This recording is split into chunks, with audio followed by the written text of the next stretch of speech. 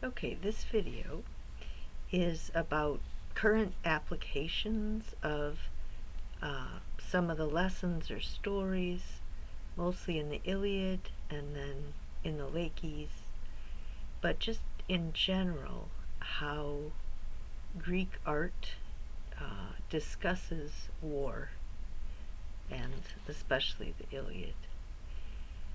But as I was posting the video on that was titled Iliad or Odyssey, there was another video that came up on my computer, which is the great miracle of the internet. If we learn how to use it correctly, and if my views of the legacy of ancient Greek civilization in our era are true, then hopefully the lectures that I give will inspire anybody who's following to go and find lots of other connections, because the point is that the Greek story, Greek civilization, is connected to everything.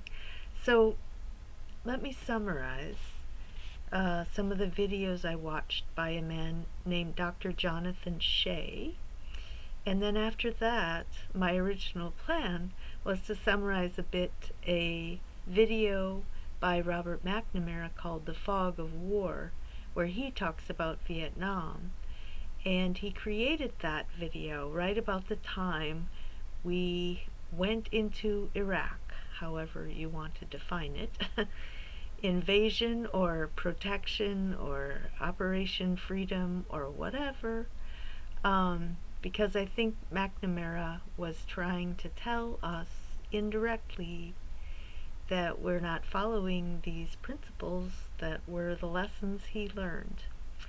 So let me start with Dr. Shea.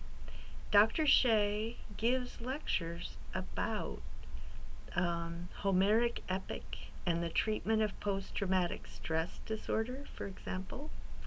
He compares the people he works with. He's a psychiatrist, and he works primarily with former veterans, and he has a classification of the kind of work he does, which is moral injury. Okay, you can have physical injuries in war, but he talks about moral injury, and he compares it to his reading of Homer. He says at the beginning, quote, "I am an amateur." Well, that's what the whole Greek paideia educational system was about, life, and we're all amateurs at life. So it was just trying to educate people in exactly the way it has educated Mr. Shea. Not the high level of specialization and hair splitting and all the language study that so many classes are forced to engage in, and they become disconnected from a complete life, what the Greeks call a complete life. So here are the lessons, some of the lessons Mr. Shea is talking about.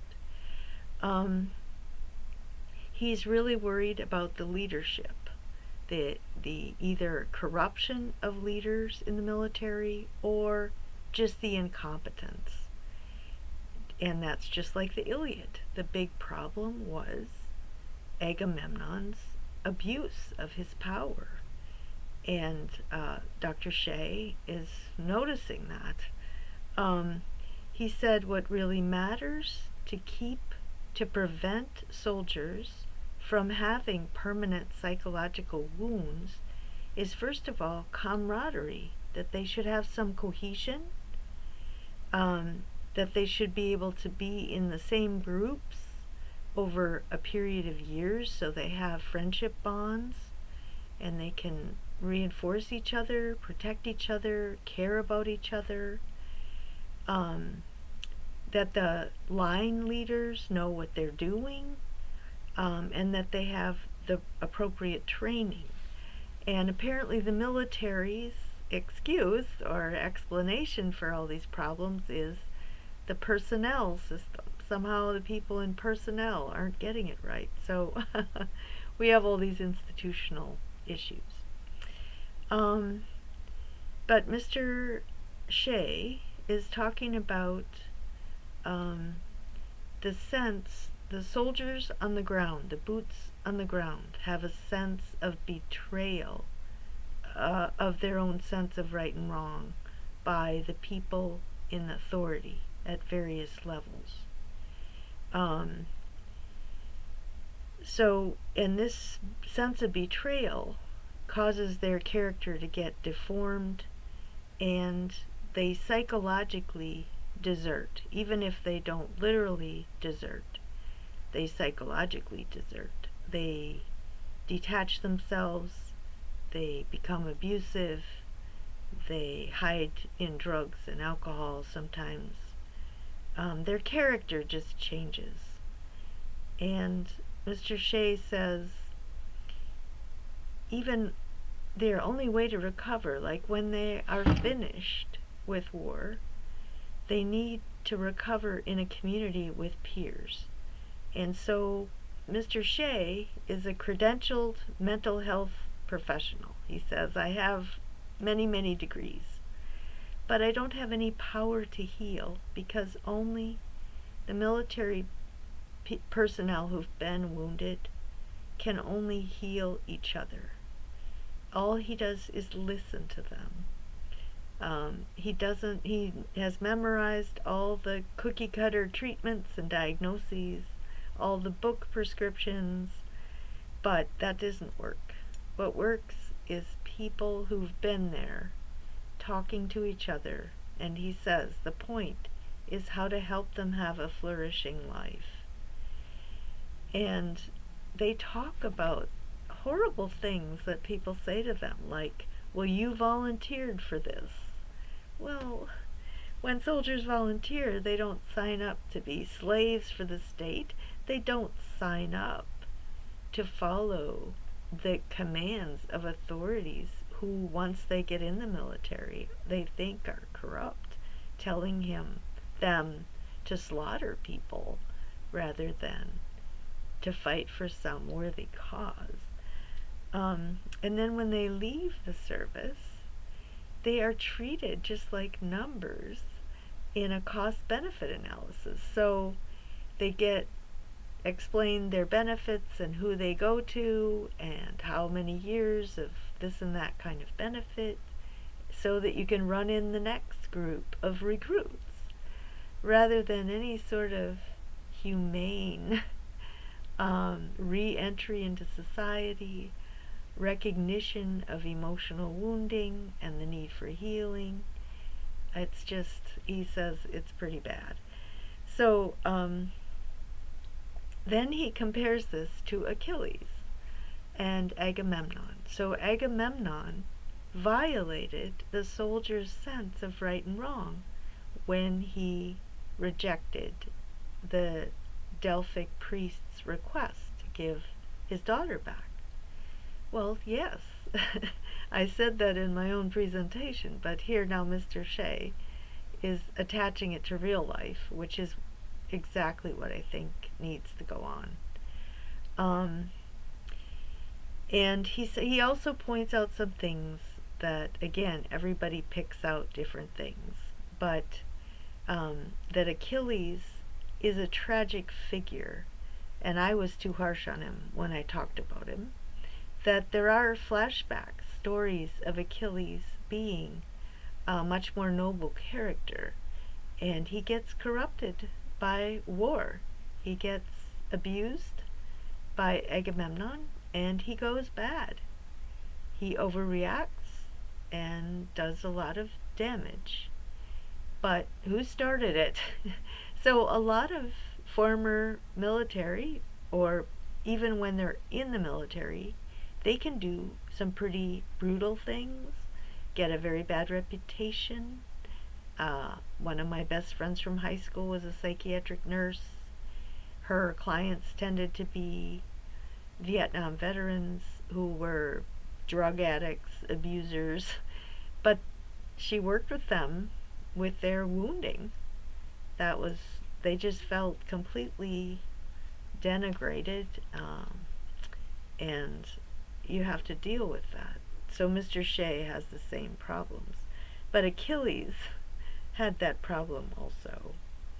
And Mr. Shea says, I have met many military leaders who are like Achilles. They have a giant thumos, spirited nature, and they, when it's directed correctly, fine, but when it's not, it can get really violent. Let's see, he says, I am a missionary for the veterans I serve. I do not want the next generation not to be wrecked as this generation has gotten wrecked. And the veterans he works with like his work, and they want him to continue working and protecting the next generation from such abuse. I think in particular when one studies the huge profits that corporations are making from war, and I just think the people who are recruited to be boots on the ground are being abused, and a lot of them figure it out, and this causes moral injury, and we have to deal with it as a culture. It's also very hard for military to return when it's clear that this war has become second nature to us. I work on a college campus. There's nothing about war here. And that means in very formative years, students are not, they might not be oblivious, but there's no cultural acknowledgement that we are at war. And I have had a few students that are veterans, and 2 of them want to be doctors. They want to give back, and they did not elaborate about why they're so concerned to give back, but one wonders.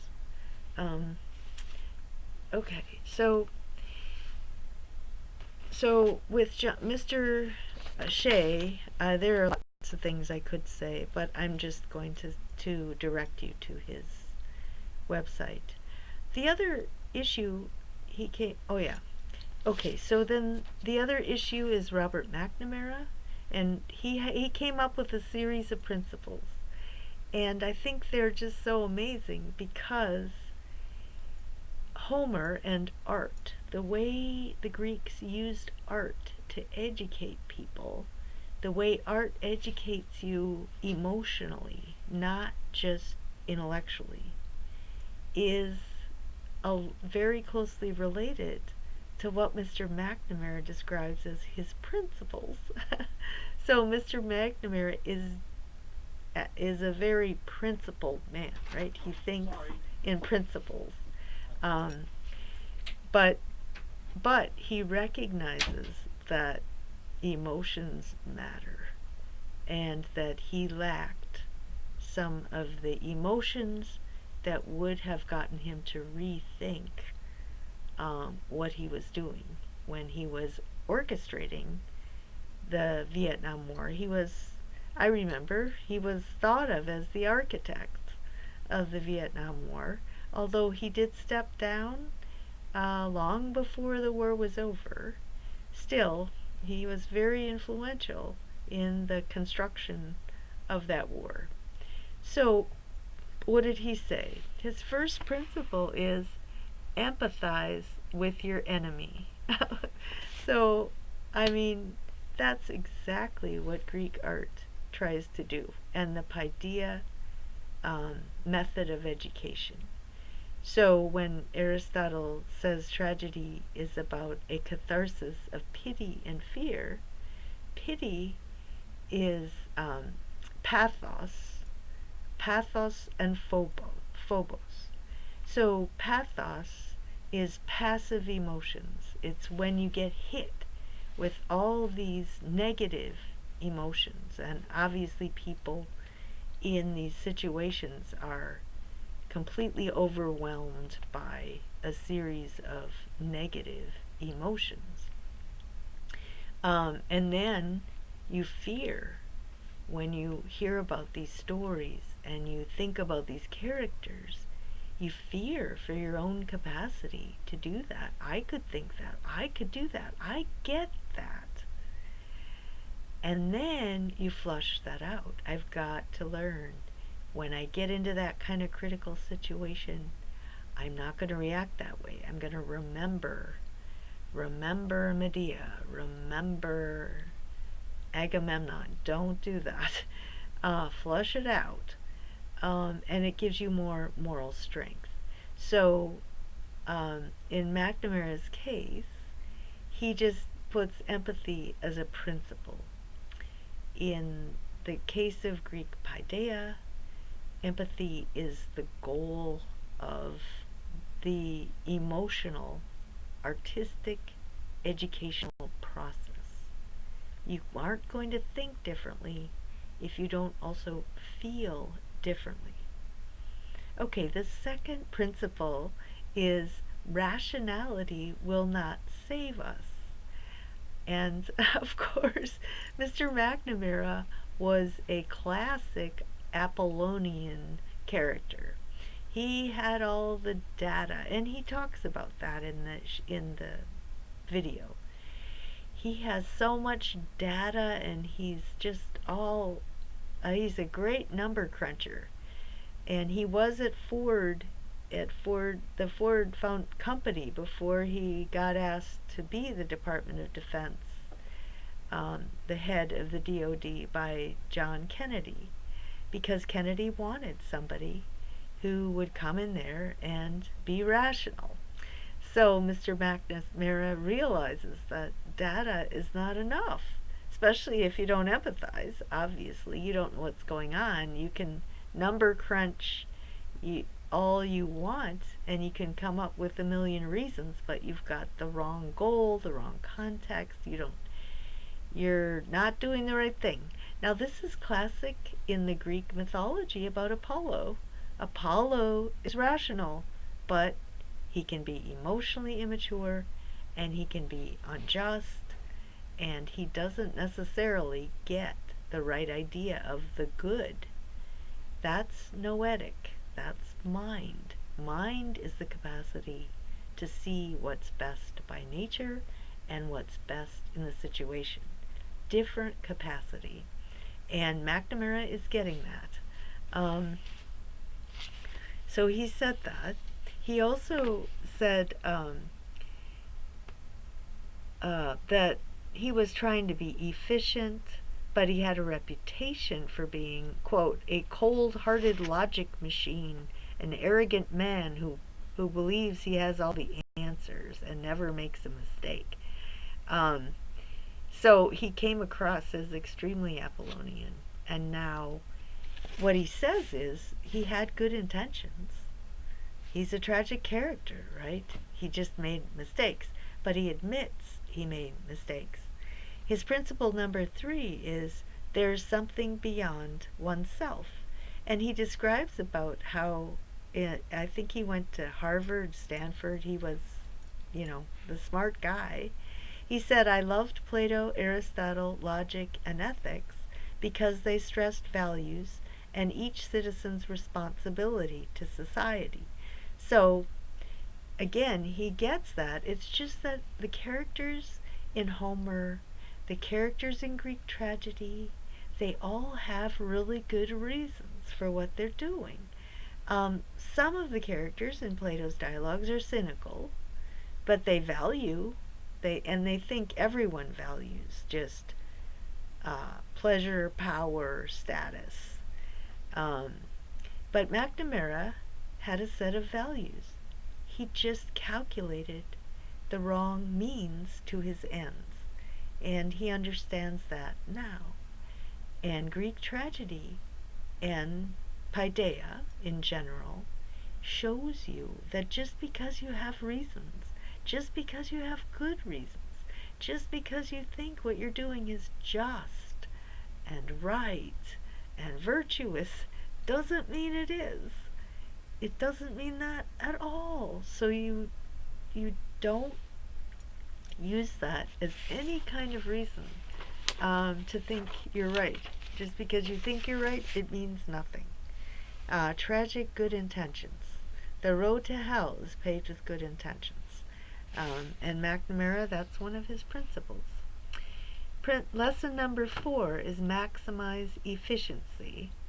And he was analyzing bombing missions to make them more efficient, so there would be the least possible death, the fewest deaths, a cost-benefit analysis.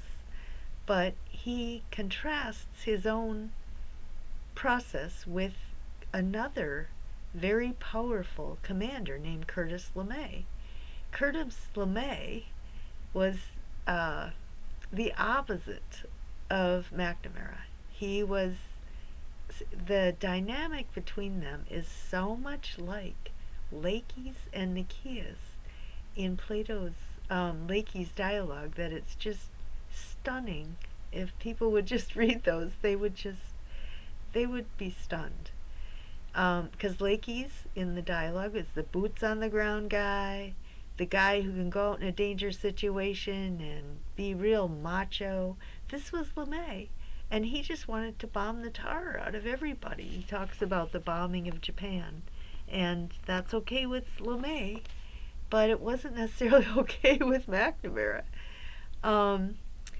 So McNamara says, don't destroy more than necessary. Well, what happened in the Iliad was after the Trojan horse, was the Trojans allowed the horse in, and the Achaeans were able to sneak out, open the gates. I mean, they won, right? They did not need to sack the city.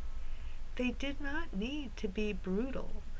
And Odysseus was brutalized by the war. At the beginning of the Iliad, Odysseus was following Athena. Odysseus was the one that tried to convince Agamemnon to give the priest's daughter back. He was the one that got angry at Achilles. But by the end of the war, he's brutal, and Agamemnon is the one that tells him to turn around and come back and give offerings to Athena. He doesn't occur to him he might need to repent. Now, again, I think the dialogue leaves it open whether they are actually trying to bribe Athena. Sorry, Athena, we did this thing, but hey, if we give you enough gifts, we're not going to pay for it. Or if they're just acknowledging that they knew they did wrong and they're repenting, which is the same with Hector. He told Hecuba to give gifts, offerings to Athena. But anyway, Odysseus had to be told by Agamemnon. So all of a sudden now, Agamemnon gets it and Odysseus doesn't, which is very much like Greek paideia, but it's also very much like life. Anybody can lose their mind at some point. And Homer says that. Okay, so Agamemnon's lost his mind at the beginning. And Odysseus has lost his mind by the end. He's been brutalized. And that's what Dr. Shea says, that people are brutalized by war. He totally disagrees with Aristotle that a strong character is permanent, unchanging. He says no. War can take a perfectly strong, upright person and destroy them.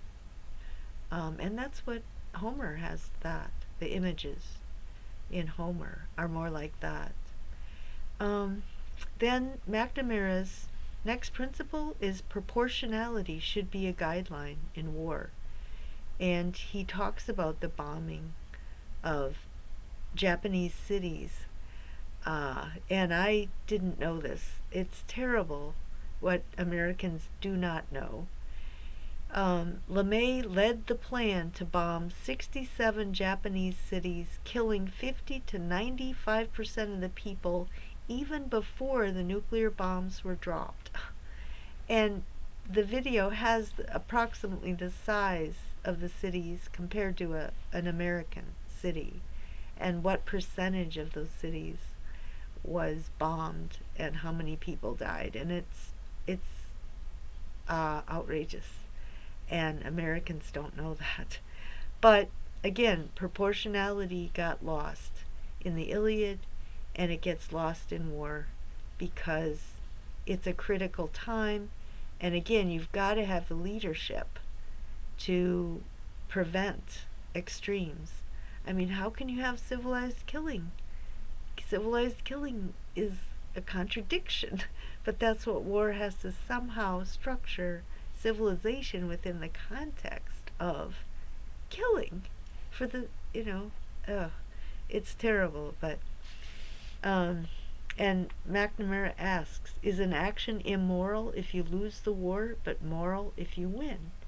And that's exactly what happens in Homer, is that, okay, the Trojans did violate hospitality agreements, and for the sake of pleasure, but the Achaeans came back and brutalized them, and everyone was breaking all sorts of contracts.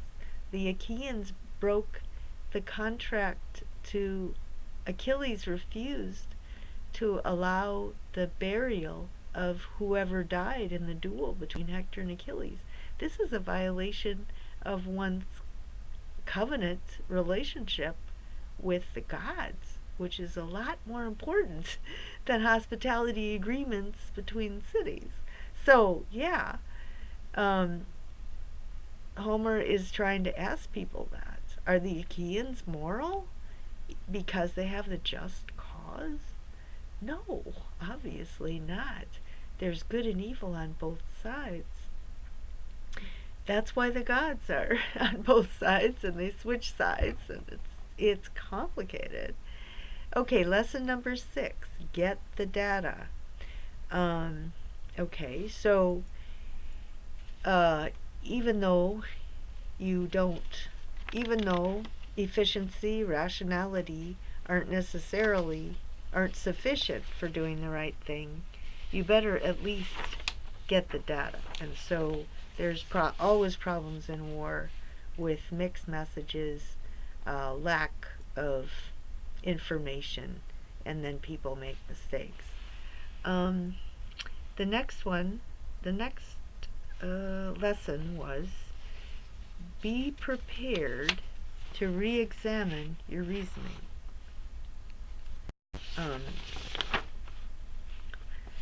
Okay, so this occurs in Homer, in the characters. They're stubborn. They won't change their mind. The situation changes, and they don't change.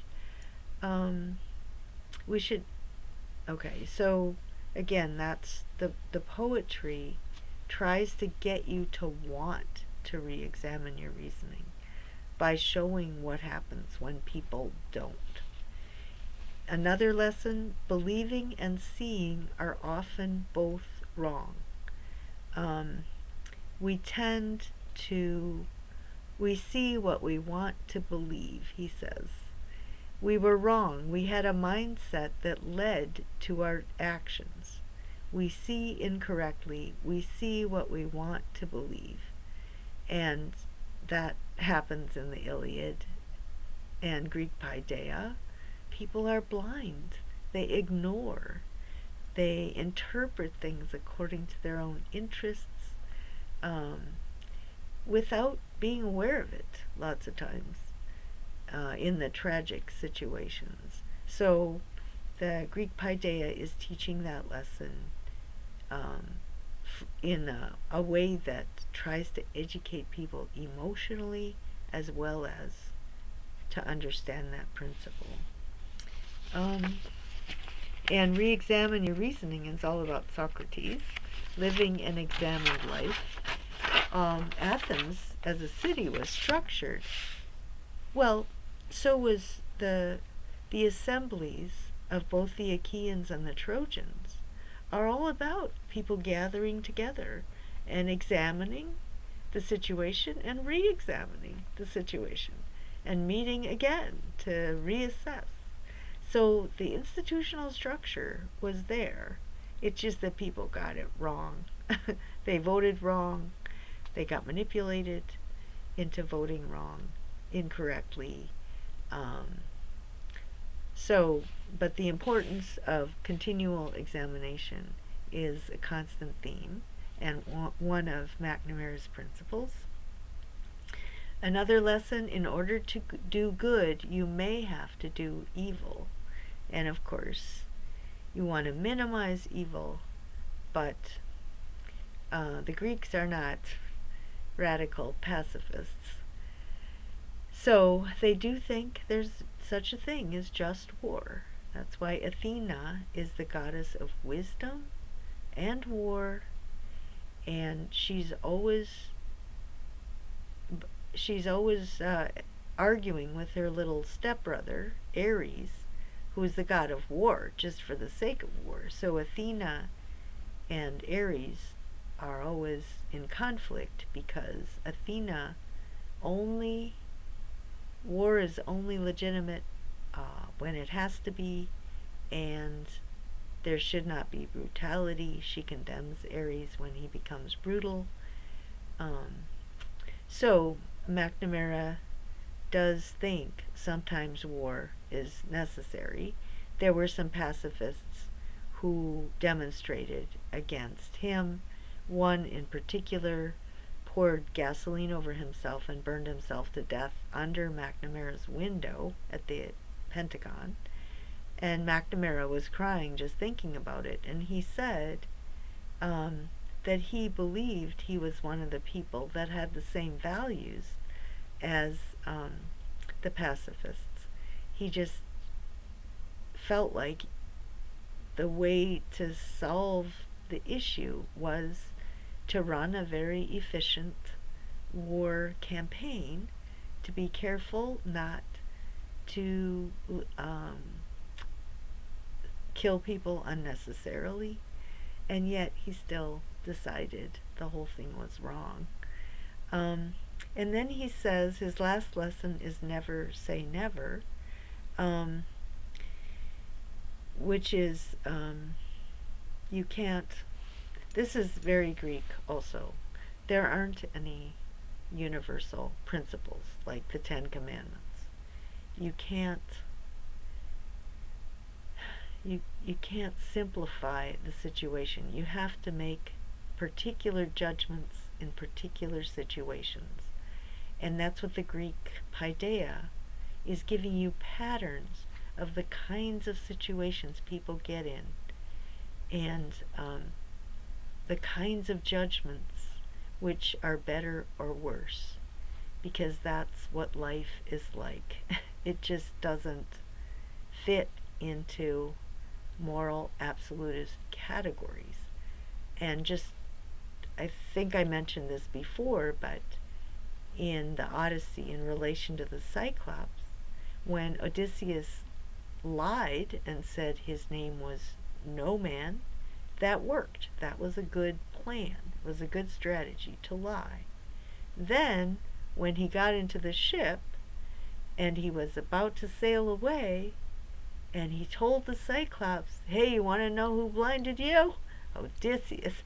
He told the truth, but that was arrogant and prideful. And so the Cyclops told Poseidon, and Odysseus suffered for a long time. So that's the main thing that McNamara says, never say never. That you just have to continually be making judgments. Even your most precious assumptions, like Lyndon Johnson's domino theory, you have to reconsider it. It's not necessarily true. So one of the big issues McNamara says in this film is that years after the war, he met with the leader of Vietnam to talk about the war. And McNamara explained the domino theory, and the guy from Vietnam that America was afraid that they were going to get taken over by China or Russia, and then it would become communist and whatever. And the leader of Vietnam said, "You do not understand, Mr. McNamara.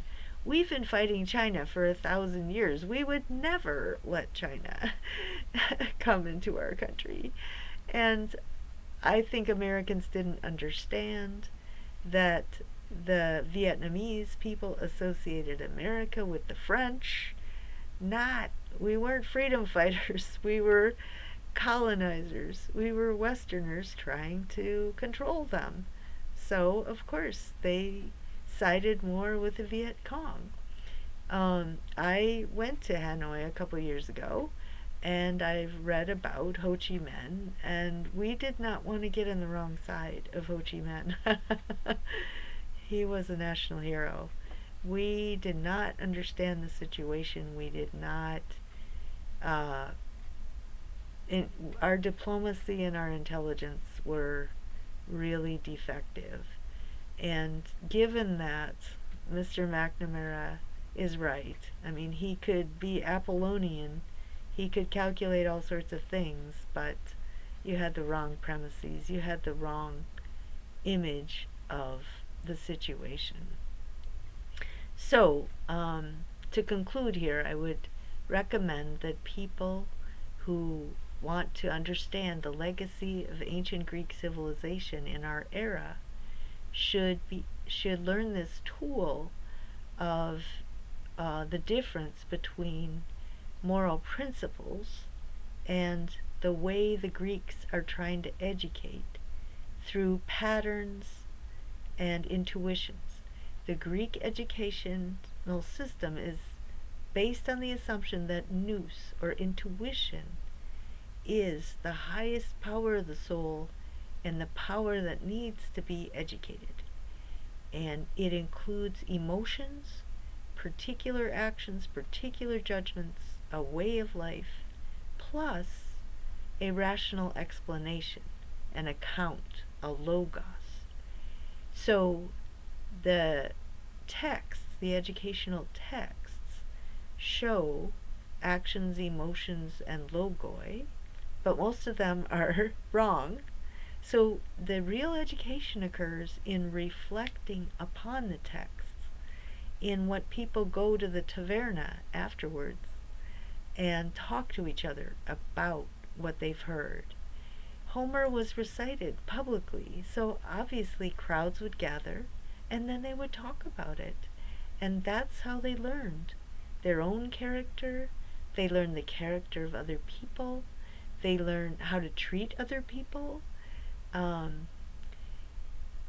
so we tend to, classicists, ancient Greek philosophers, our professional lives tend to be focused on the written word, and we get rewarded for sitting in our offices, as I've said many times. But with the internet, I think people like Jonathan Shea are a very good example of how a so-called amateur is actually absorbing the material and learning from it and applying it in the way that the Greeks really wanted to happen. So the texts are still alive and well. They have many insights for us to gain from. We just have to learn how to do it. And then the last thing again would be, because Greek paideia is art, it's about patterns. It shows you the really crucial place of the arts and artists. And it's a broader definition of art, I think, but it's definitely completely different from entertainment, distraction, dissipation. It's actually the best way that we slowly develop a sophisticated and accurate picture of the world, human culture, the human condition, our own place in it. And develop tools so that we can actually make choices in these many, many different types of situations, all the complexities involved, all the changes and having to adapt to the next situation. This is all what those texts are trying to trigger in our souls, and that's why they've inspired people forever. But people disagree about what the message was, but in the disagreements, that's part of the message. Although some interpretations still are better than others, just like some ways of life are clearly better than others. Some choices are clearly mistakes. It's just you have to talk about it and think about it, which is, as a matter of fact, what we tend to do anyway, but if we don't have a good education, we don't do it very well.